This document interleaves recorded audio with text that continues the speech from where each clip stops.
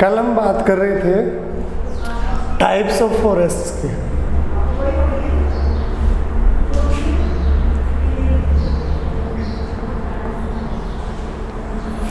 ठीक है, तो टाइप ऑफ फॉरेस्ट में अपन ने 3 कैटेगरीज पढ़ी थी, रिजर्व, ठीक है, प्रोटेक्टेड और अनक्लासिफाइड। ये 3 कैटेगरीज हमने पढ़ी थी। देखो, रिजर्व और जो प्रोटेक्टेड फॉरेस्ट होते हैं ये क्लियर आइडेंटिफाइड होते हैं, गवर्नमेंट को इनका प्रॉपर एरिया, कौन कौन सी वैरायटीज ऑफ ट्रीज यहाँ पे मिलेंगी आपको, और कौन कौन से वाइल्ड लाइफ इसके अंदर है, इनकी प्रॉपर टाइम पर काउंटिंग, एरिया मेजरमेंट, ठीक है, वो रेगुलरली क्या आता है। इसलिए इन फॉरेस्ट को हम परमानेंट फॉरेस्ट भी कहते हैं। क्या कहते हैं? Permanent forest. ठीक है, अगर अपन ओवरऑल एरिया की बात देखें तो ये परमानेंट फॉरेस्ट जो है सबसे ज़्यादा, ठीक है, किसी एक पर्टिकुलर स्टेट में देखें तो सबसे ज़्यादा एरिया वाइज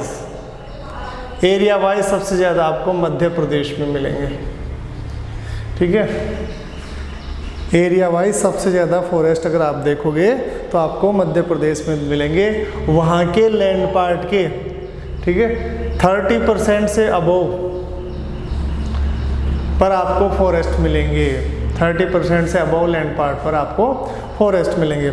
इसके अलावा और भी ऐसे स्टेट्स हैं जहाँ पे परमानेंट फॉरेस्ट, जो जिसमें रिजर्व प्रोटेक्टेड दोनों आएंगे, उन फॉरेस्ट का रेशियो ज़्यादा है। तो ऐसे कौन कौन से स्टेट्स हैं? देखो, ऐसे स्टेट्स में है जम्मू कश्मीर, राजस्थान भी आता है, राजस्थान भी आएगा। इसके अलावा जो अपने नॉर्थ ईस्टर्न स्टेट्स हैं,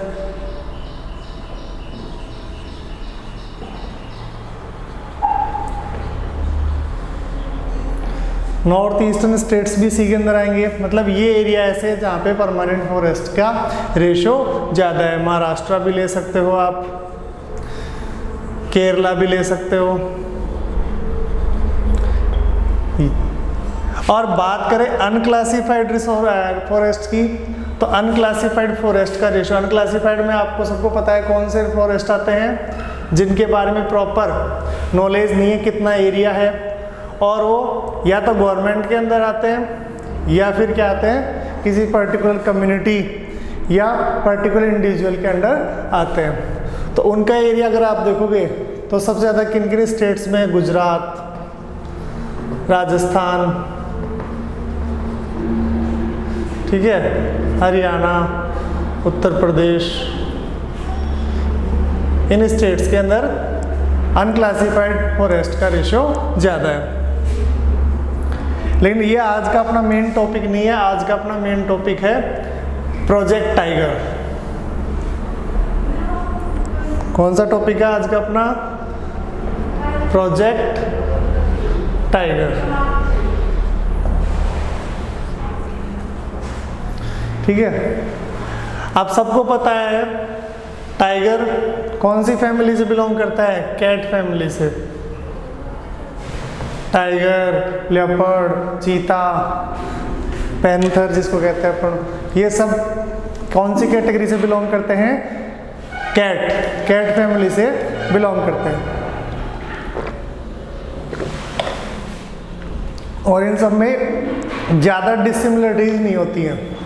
ठीक है, थोड़ा थोड़ा डिफरेंस होता है इनकी बॉडी स्ट्रक्चर में, इनकी हैबिट्स लगभग सेम सी होती हैं। अब बात करें तो जो रॉयल बंगाल टाइगर है, ये थोड़ा सा बड़ा आता है कॉमन टाइगर से। ये अपनी कंट्री का क्या है? क्या है यार? देखिए,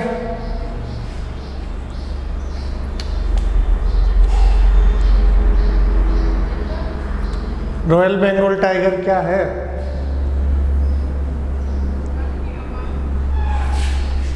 रॉयल बंगाल टाइगर क्या है? हाँ, नेशनल एनिमल है। ठीक है। तो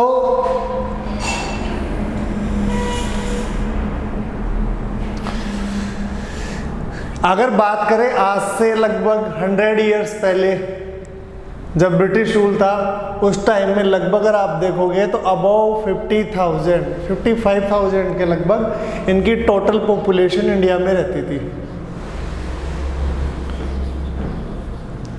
55,000 के समथिंग पॉपुलेशन इनकी इंडिया में रहती थी।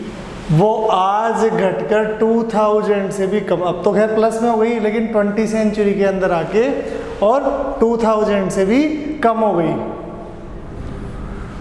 तो ऐसा क्या कारण रहा कि इनकी नंबर इतने से घट के इतने पे आ गई? तो एक तो सबसे बड़ा रीजन था इनका ये एंटरटेनमेंट के लिए। जो ब्रिटिश और जो इंडियन रूलर्स थे वो क्या करते थे, इनका शिकार करते थे, इनको मारते थे। ठीक है, कंपटीशन लगता था उनमें कौन ज्यादा मारे।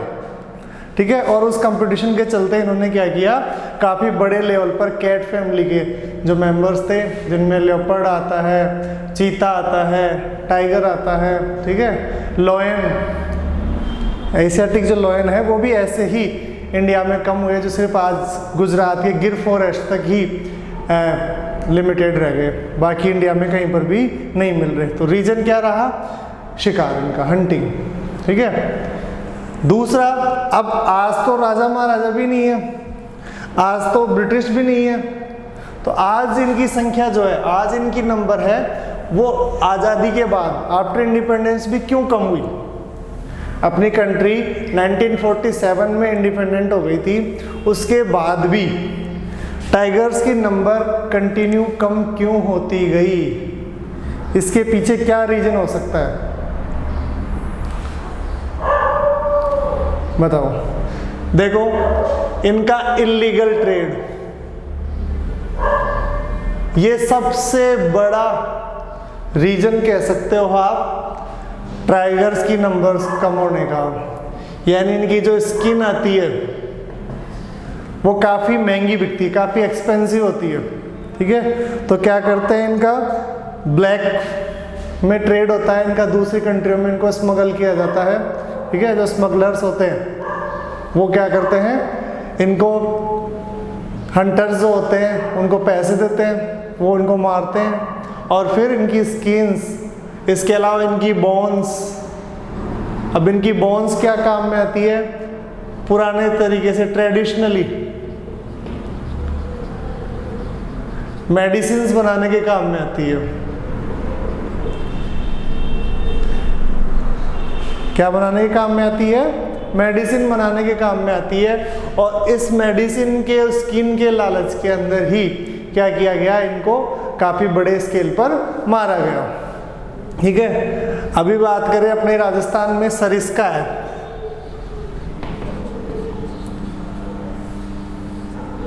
You know very well about this place. ठीक है, टाइगर रिजर्व है सर इसका। यहाँ पर किसी टाइम में, आज से अगर अपन बात करें 5-6 साल पहले, टाइगर रिजर्व था कहने का, लेकिन एक टाइगर भी नहीं था, 0 हो गई थी यहाँ पे टाइगर्स की नंबर। और 0 होने के पीछे रीजन क्या था, सिर्फ और सिर्फ हंटिंग। ठीक है, और इस हंटिंग का जो रैकेट था, उस रैकेट के पीछे जो इनका मास्टरमाइंड था, उस मास्टरमाइंड को पकड़ा गया। उस मास्टरमाइंड का नाम भी सामने आया था, उसका नाम था संसार चंद। क्या नाम था उसका, संसार चंद। उसने खुद ने ये कन्फेस किया था कि मैंने बहुत सारे टाइगर्स भी मारे हैं, लेपर्ड्स भी मारे हैं, इसके अलावा और भी एनिमल, डियर वगैरह, इनकी तो कोई काउंटिंग ही नहीं थी। डियर वगैरह को भी मारते हैं उनके हॉर्न्स, उनकी स्किन के लिए। तो इसने खुद कबूल किया, मतलब सरिस्का को फ्री कर दिया था, एक भी टाइगर नहीं बचा था सरिस्का में, ऐसी हालत कर दी थी सरिस्का की। लेकिन फिर से एफर्ट करके अब सरिस्का में टाइगर्स की नंबर 20-21 पे पहुंच गई है। दूसरी जगह से यहाँ पे शिफ्ट करेंगे तो उनकी नंबर्स बढ़ी।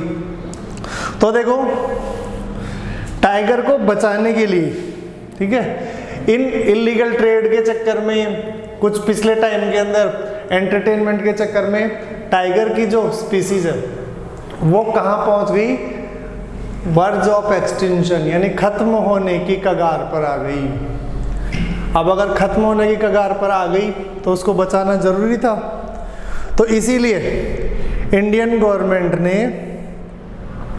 प्रोजेक्ट टाइगर लॉन्च किया। क्या लॉन्च किया? Project tiger. कब लॉन्च किया? 1973 में। कब लॉन्च किया? 1973 में। अब इस प्रोजेक्ट टाइगर का मेन एम क्या था?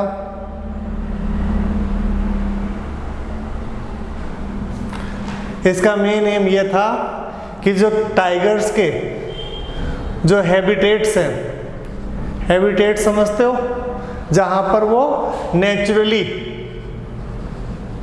रहते हैं या रहते आए हैं, ठीक है, शुरू से ही नेचुरली जहाँ पर रहते हैं, या फिर जिन जगहों पर इनके सर्वाइवल की बेटर कंडीशंस हैं वहाँ पर इनकी नंबर्स को बढ़ाने के लिए, ठीक है, नंबर्स को इंक्रीज करने के लिए और बची हुई स्पीसीज को कंजर्व करने के लिए इस टाइगर प्रोजेक्ट की स्टार्टिंग, टाइगर प्रोजेक्ट को शुरू किया गया 1973 में। और इसके लिए कुछ एरियाओं को मार्क किया गया कि ये पर्टिकुलर एरिया टाइगर के लिए फेवरेबल कंडीशंस है या टाइगर के नेचुरल होम्स हैं रहने के लिए, और उनको टाइगर रिजर्व डिक्लेयर कर दिया गया स्पेशली टाइगर्स के लिए। अब उन टाइगर रिजर्व में देखो कौन कौन से आते हैं। मेन जो एक दो हैं उनका मैं नाम बताता हूँ आपको। जिम कॉर्बेट, नाम सुना है सबने? जिम कॉर्बेट नेशनल पार्क है ये।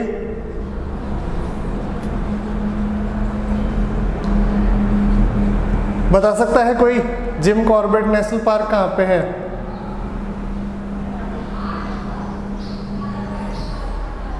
पायल बता सकती है?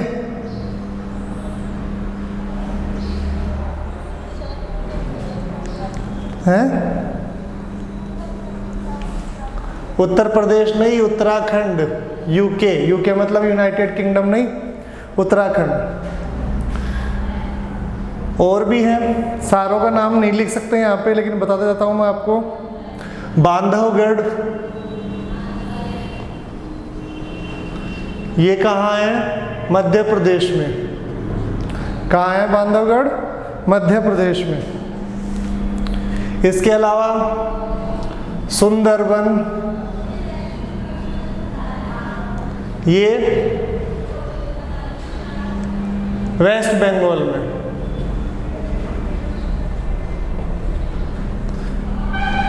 और भी है, राजस्थान में अगर आप देखोगे तो राजस्थान में सरिस्का और रणथंबोर,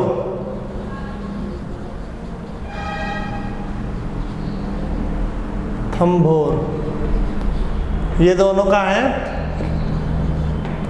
यस, स्पेशल टाइगर के लिए। ये कहने को तो नेशनल पार्क भी है, जैसे रणथंबोर नेशनल पार्क है, सरिस्का वाइल्ड लाइफ सेंचुरी है, लेकिन यहाँ पे टाइगर्स के लिए स्पेशल कंडीशंस है, जहाँ पे टाइगर या फिर टाइगर्स के बोलते हैं ट्रेडिशनल हैबिटेट्स हैं, ट्रेडिशनली टाइगर यहाँ पे रहते हैं, इसलिए इनको स्पेशली टाइगर रिजर्व के रूप में भी क्या कर दिया गया? आइडेंटिफाई कर दिया गया। जैसे बांधवगढ़ नेशनल पार्क है, जिम कॉर्बेट नेशनल पार्क है, सुंदरबन नेशनल पार्क है, रणथंबोर नेशनल पार्क है, सरिस्का वाइल्ड लाइफ सेंचुरी है।